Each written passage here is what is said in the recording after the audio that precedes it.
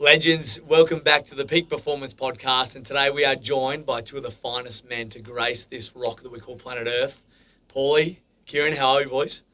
G'day, mate. Thanks for having us. Good? Going well? Very good, Sean. Fantastic. How you feeling, Jay? You ready? Ready to go. Now, these two fine men here are really one of the reasons why Peak Performance Centre is what it is. And I know I've probably been a pain in their asses a fair bit, to be honest with you, but maybe let's start from the very, very beginning when we opened Peak 1.0. And I remember we had the opportunity, we looked at just a couple of different quotes, and to be honest with you, probably Jamie and I were on the bones of our asses and trying to save every penny that we can. And we looked at probably the opposite direction. We went with a company who gave us a quote that was like super, super dirt cheap. And at the time, we were just doing whatever we could to get things open, and we quickly realised why that was probably the wrong option, whether it be quality of equipment or after-sales service. And then I came crawling back with my tail between my legs fully. So I'm very, very grateful for your relationship. But maybe do you remember much about the Peak 1.0 fit out and sort of the setup there, and maybe the beginnings of our relationship? Yeah. I mean, I sure do. It was a little while ago now. I actually knew Jamie before. I hadn't met you at that stage, but Jamie and your mum was a bit of a legend in the aquatics industry, fitness industry, and another part of our business.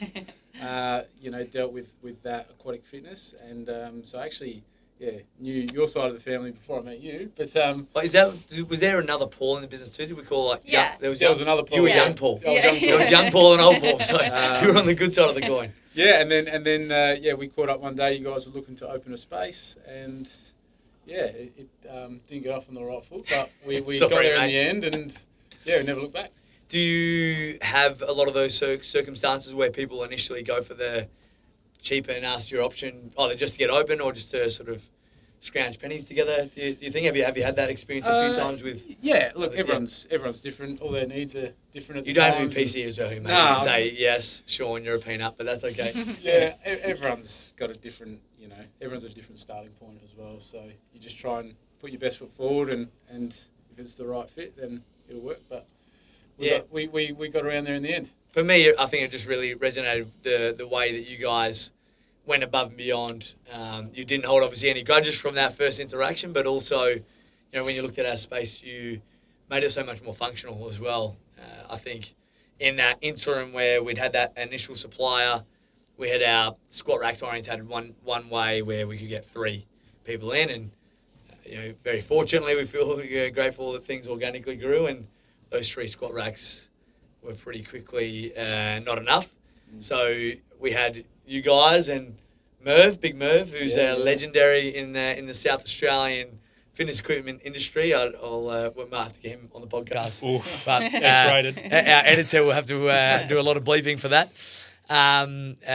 Worked to build this huge custom platform for us where we orientated the racks to the opposite way. We ended up getting double the amount of space in there, and that was really life changing for us, and it's been a love story ever since. Well, I think starting out, obviously Sean had a really clear idea about what Peak was in terms of a gym, and we wanted to be in that athlete S&C sort of performance realm, and Sean had really clear ideas about what type of equipment he wanted in, what individual pieces, but probably I think you're good at a lot of things, but potentially design is not one of them. And it was let's put this here and this here and this here, and all just see what happens. And I think that is what happened. We sort of started with, well, let's just chuck everything in there and see how it's used. And it is really hard in a space. I think that's what we've learned from you guys, is it's really hard to see and how a space is going to be used until you have 200 people in that space using the equipment, and I think we haven't necessarily always got it perfect, and we can talk a bit later on the second time around the things we did to improve on that.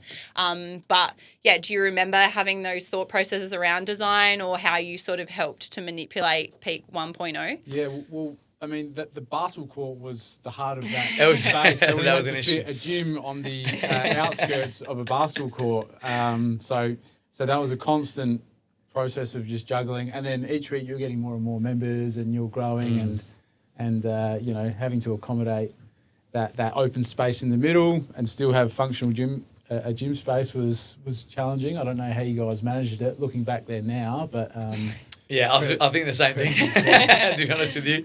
And look, I remember, I don't know if you remember, in the end, we just sacrificed like pretty much half of the, if you could call it a court anyway. It was probably, for those who have joined us in our new community, it was a 20 metre long by maybe 9 or 11 metres, I think it was. Maybe 11 metres was the entire width of the facility, and then 9 of that was that vinyl as well. And I guess the inspiration behind that originally was when I was doing a bit of work at Port Adelaide. Our office was right next to their sort of big indoor area, and there was a basketball ring in there, and every moment of the day that the players weren't training for football, and the staff as well, to be honest with you, they were shooting against each other, playing one-on-one, playing bump, and I thought, well, that might be interesting. Yeah. But also at that time, I was pretty heavily ingrained in SANFL as well, and we wanted to be the spot for, I guess, the next generation of athletes to get drafted. So we did a lot of like testing. So we had that court calibrated to 20 metres. You could do the 20 metre sprint. It was not perfectly the same, but somewhat similar to a surface. You could do your change of direction and your beep test or yo-yo on as well. We've probably moved away from that a little bit more these days, but that was certainly, I guess, the initial thought process behind it. And when we signed the lease and had no idea of how to set up a gym, maybe we put a bit too much emphasis on that area compared to sort of the gym side. So, Kieran, can you talk to us about, in terms of gym fit out, like if people are interested in having their own space or had no idea like we did or figured out after the fact that it wasn't working, I guess you just might look on the website and see the gear and think, how's that going to fit into the space? But you guys can actually custom things, is that right? And that's sort of what you did with that big, long platform at 1.0? Yeah. We work with a few different suppliers to be able to customise as much as possible, whether that's with like your own logos or the sizing of the wood. In the first part of your question about doing things for home, and a little bit of advice for people who are looking at fitting out their own space is don't buy everything at once. A lot of people will, think about how they want to train and then buy equipment for that. Same with facilities as well. But really the fundamentals, if you tick those boxes, a barbell, a squat rack and those types of things, you can then learn how you're wanting to train into the future and then add things. I made a big mistake myself with my home gym. I just had a lot of stuff and I just found that it was a nice idea of having it, but then it just took up too much space, and I've pretty much just got a rower and a rack now. Mm-hmm. But then thinking about it commercially, it's the same thing. You've got to protect space. And what you were saying just before about having a court, you actually had space for other exercises, other things that you want to do, like your beep test. It probably protected a big part of what you were going towards. But yeah, it's always a difficult one, creating spaces and not putting too much in. Start with less. I can see Jamie smirking there a little bit. I'm going to be honest, we are in the process at the moment for those, and it may seem funny, but people forget that we also do have some children at home, and we've moved a little bit further away. So ourselves, we're going to be utilising you guys to set up a little garage gym at our place too. I tell you what, I've put the PEAQ wish list on there. I put it all in there. And we sat down and had a little debate last night. She's like, I didn't pay the boys to say that, I promise you. Do you really need dumbbells from 1 all the way through to 30? I said, Jamie, I don't, what happens if I need a 22 and a half? Or I think the thing is, this relationship's been going for so long, the boys know you, and they're probably like, sure, Sean, we'll quote that up for you, and then we'll circle back in a week's time, and we'll change that for you. Anyway, we're not changing the invoice, but player.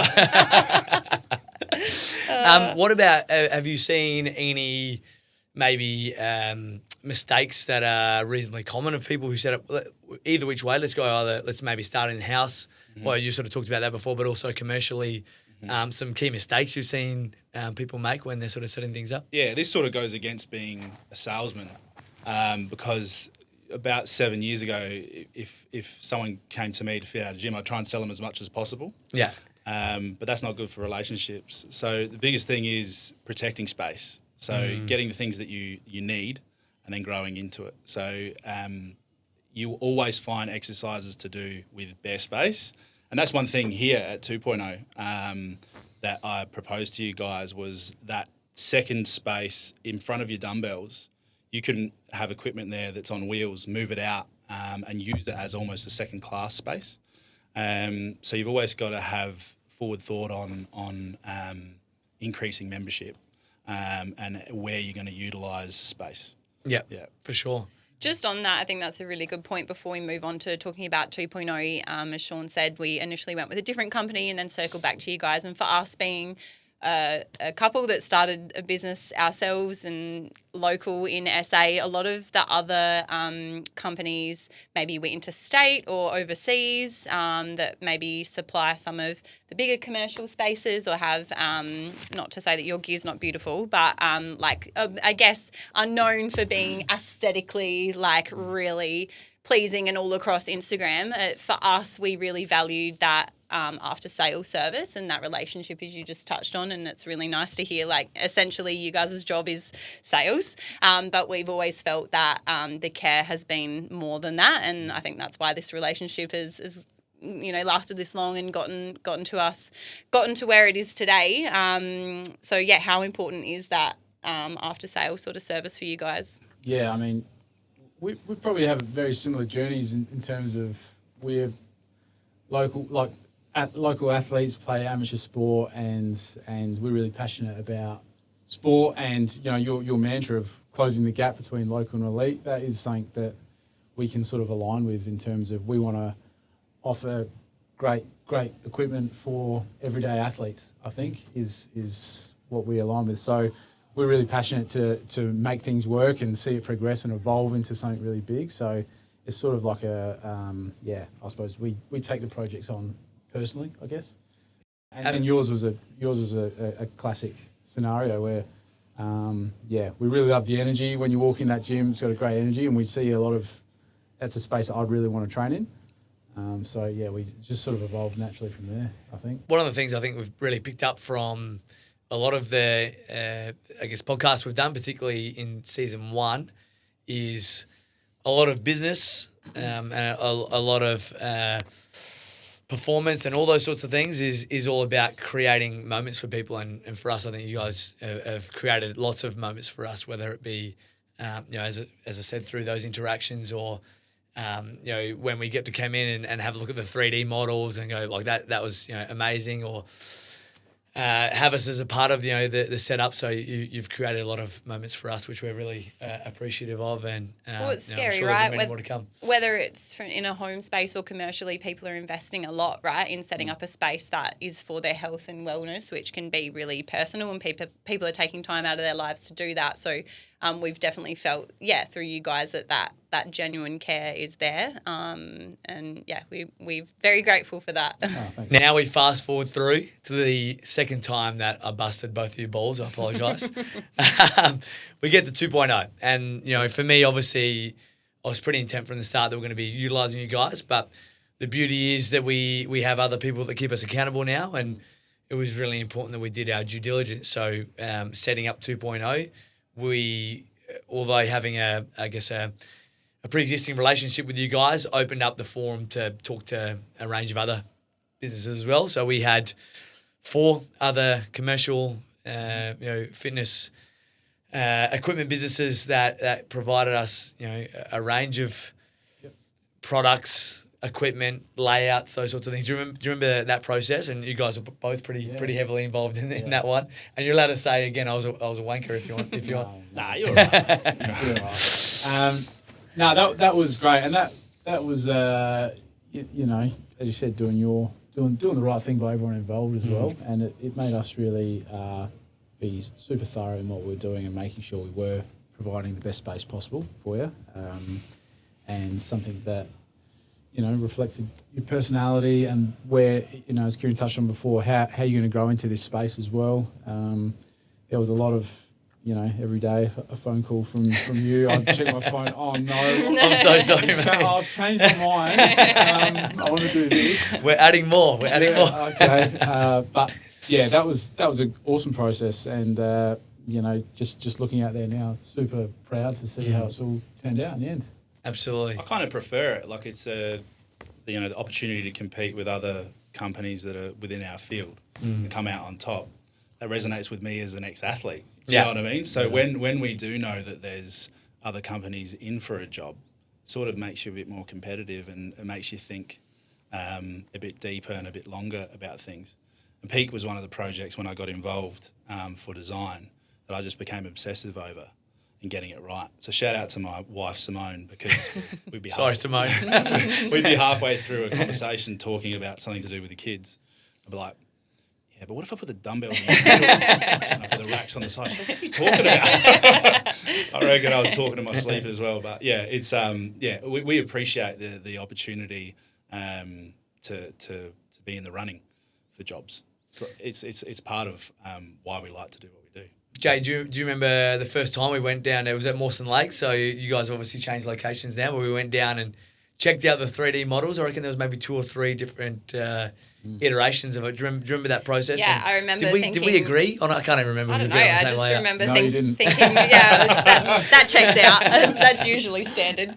I just remember thinking that they all looked amazing, and I think for Sean and I, we probably struggled to really we have. As business owners, you have all these ideas, and we had so many different aspects of the business. It wasn't obviously the gym space is like the heart of what we do, but there was all of our staffing and allied health and what the basketball court was going to look like, and the recovery spaces, which you guys absolutely helped on that as well. But I think because our brain, when you set something up, is in so many different spaces, we probably didn't really have a clear picture of how it was going to evolve. And that day was the first time you and I probably took a big breath and smiled at each other and was like, oh shit, this is actually really cool, and this is super exciting to actually visually see, the representation that you gave us was unreal. It was like you had, I don't know what, you can probably talk a bit more on the details of how you do it from the program that you use, but I remember you sort of being able to turn it and walk us through it, and it actually really felt like we were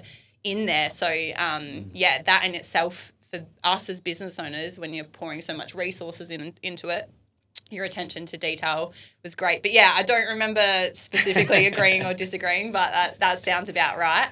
And I know we had some chats initially. Something that really stood out for me was that flow of people. So I don't know whether you proposed something where it was more, all the racks were more forward or high, and you sort of proposed I'd like you to talk in a second on how you sort of changed that, both visually but also from a people perspective of flow. Yeah, it's super important and often overlooked, and it's been something that I've failed with to then learn and include in how I think about jobs. I knew that PEAQ was on the up. Obviously, you were looking at a bigger space, and I knew that by you guys moving here, you were going to go close to outgrowing this space, which is crazy to say.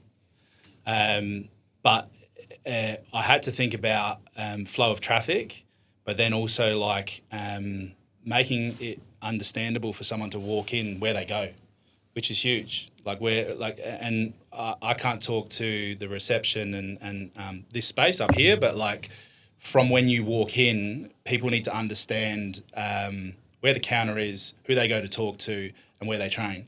And then at a high traffic time, 5 p.m. at night or whatever, can multiple people get through certain spaces and get to where they need to go to get their session in? So I think about that deeply, and I have a bit of a saying. It's hard to make something simple. Do you know what I mean? Yeah. I'm a minimalist at heart, and it's hard to create a space that just feels right. Yeah. There's effort that goes into that.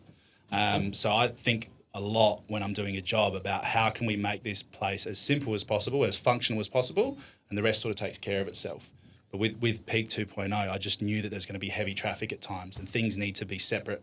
That's why the idea about caging the basketball court was so important, is because when you walk in, you sort of exclude that out of your mind. You're not going to get hit by a basketball like you might have at 1.0. At 1.0, I saw many people doing hip thrusts and planking and getting absolutely hammered by basketballs, unfortunately. Sorry to laugh at that. We can laugh at it with hindsight, but at the time I was just closing my eyes. Yeah, so that was one of the first steps was that idea, and then that sort of created a channel towards your rack alley.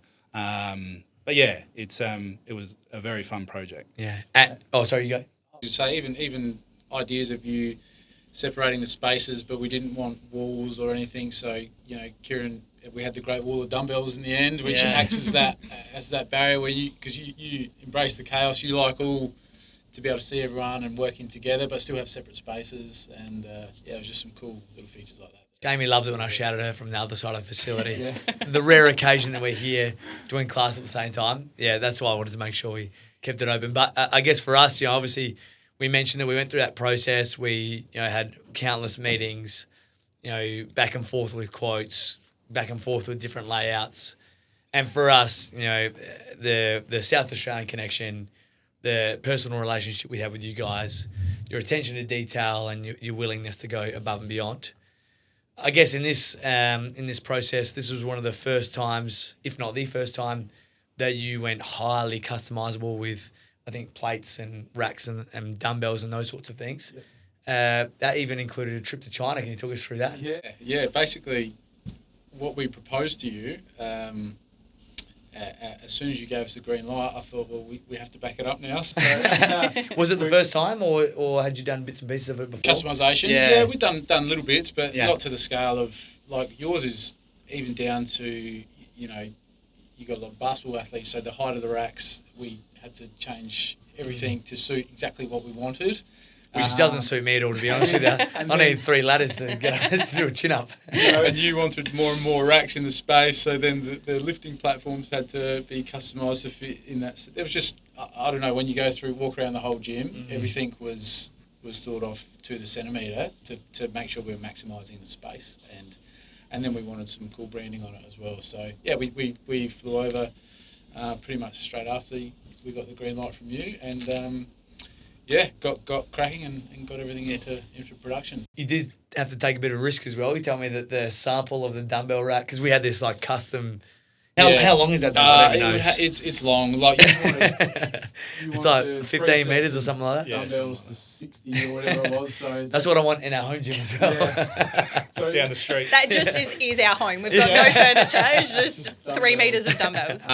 It must be 20, 25 meters. I don't Something know. like that. So it's big, but we pitched that idea to our manufacturer and they had a sample ready for us, but it was only a metre long sample and I just couldn't visualise it being almost 30 metres long or whatever it is. So I was just, happy to see when it arrived and it fit the space perfectly as we planned. Anyway, we could not have been happier. The result was unbelievable. I still remember that, that first day that we saw everything unpacked, and then when people walked in and were just amazed, like, I wish I could really relive that day over and over again, because that was really special, and I hope you boys feel proud of that and take some credit for that, because again, you created that experience for people as they walk through. I think an amazing memory too is the day that turf got rolled out as well. And that, if anyone hasn't seen, have a look on our socials or you guys' socials as well. We've got like a really cool like drone sort of footage of that massive big blue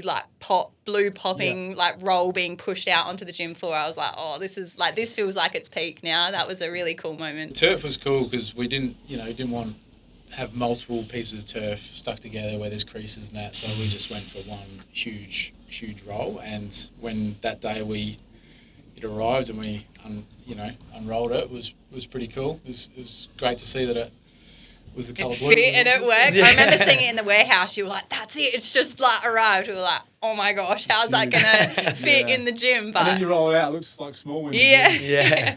And then again, we go back to after sales service, because being the first time, originally on the plates, the customization was sort of like a protruding, almost a lack of a better word, like glued on sort of logo on the plates. Yeah, it was like a raised lettering on there. And although I'd like to think that everybody beautifully puts their plates back in position, naturally people throw their plates down and they get sliced. So we did have some of the lettering, damaged. But again, in saying that, that was a great learning curve, but without sort of even a second of hesitation, you guys said, no worries, hey, let's think of a solution to this. And we managed to probably within the month have everything refreshed and reset. We've got a brand new set of plates that are all etched in now, and very, again, so grateful. And I imagine if it had been potentially one of those other companies, that it wouldn't have been as quickly, it may not even have been addressed at all. So it's just a good learning experience from us as well, and it probably got a lot more.